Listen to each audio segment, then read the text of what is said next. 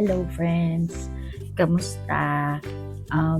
Na-busy lang kasi etong June is my birth month. Yay! Happy birthday to me! And nag-Father's Day. So, medyo na-busy sa mga family affairs.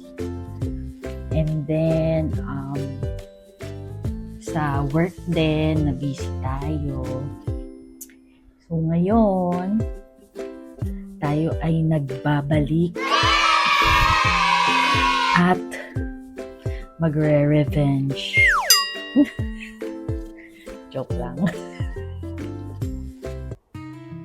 So, ngayon ay hindi tayo magtatakal from TikTok kasi meron akong nakitang news about sa isang mother na bawal yata yun dito sabihin. Isa siyang autism mom na nag-chinenelin dahil nga ang pagkakasabi dito is hindi man lang siya i-support ang partner niya. So, malaking issue to sa autism community. Yes, ito po. Yung mami na ito, RIP po. Malaking issue siya dun sa mga community na kasama ko. Dahil, tulad nga ng sinasabi natin na vulnerable yung mga parents na may anak na autistic. Dahil nga po, syempre, nag-worry sila about sa future ng mga batang ito. Kagaya niya, sinama niya sa kabilang life yung kanyang anak. Siguro natatakot siya na wala siyang mapag-iiwanan and all. So, this is so heartbreaking na nakakalungkot na pag meron sana kayong kakilalang parent ng nasa autism spectrum, minsan, try to talk to them, kamustahin natin sila, how's life, or malaking bagay sa kanila yung topic sa shoulder na, kamusta ka na, malaking bagay yun sa mga autism moms, na sana, maging aware din ang mga tao. At saka, katulad ng mga past na tinakal natin from the last vlogs is family support, community support, malaking bagay ito. Sana maging aware ang lahat about autism, mag-share ng mga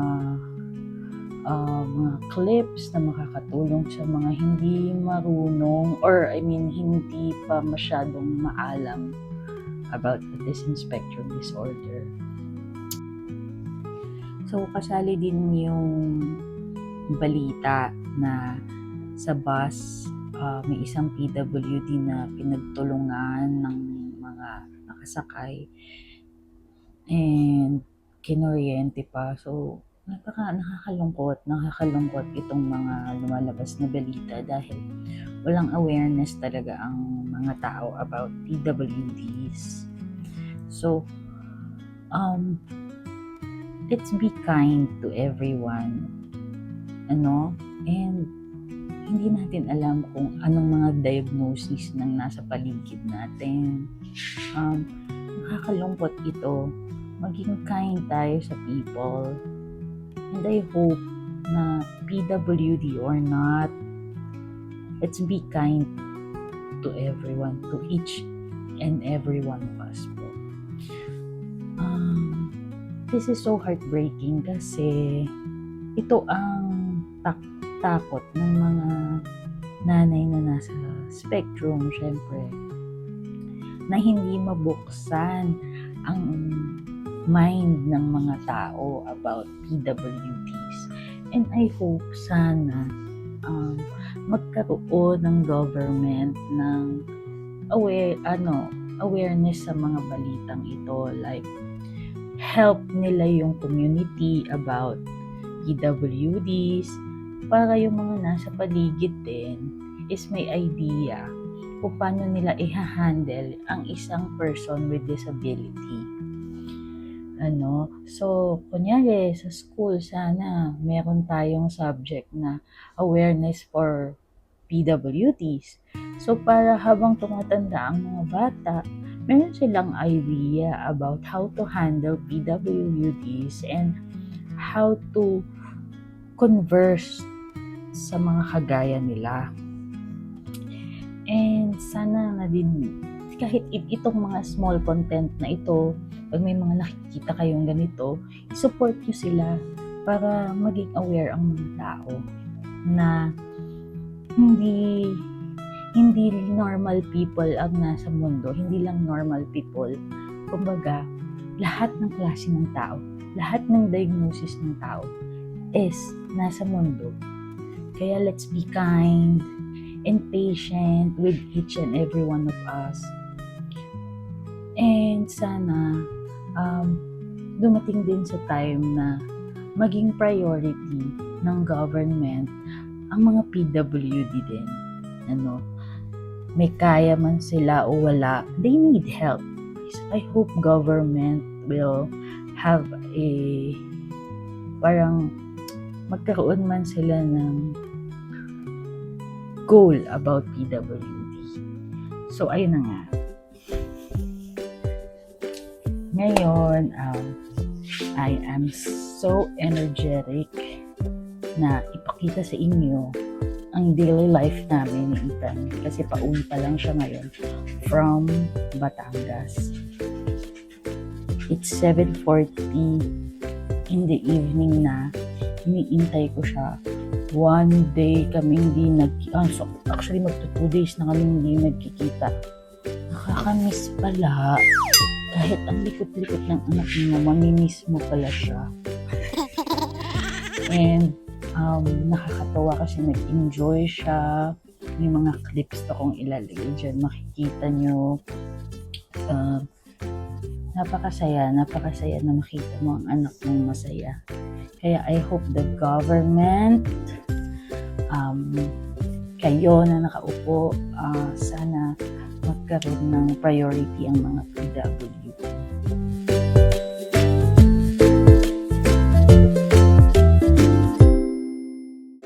Like I've said, Ethan enjoys birthday parties. Grabe ang saya niya. Nag-enjoy siya kasama ng mga pinsan niya. Gumawa pa sila ng s'mores. Super happy daw niya and super busog.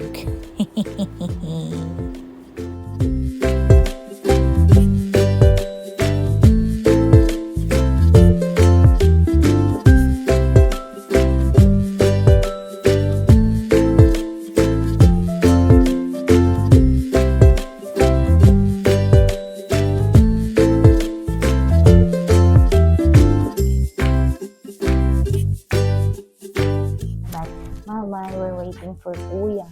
I hope Kuya gets home early na. Sabi ni Titi.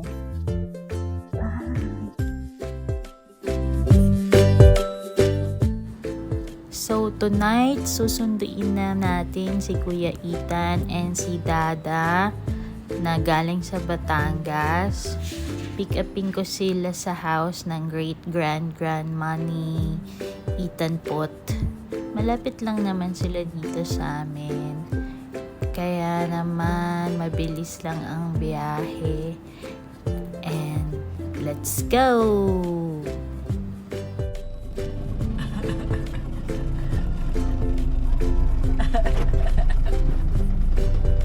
Tito Ernesto, Hello!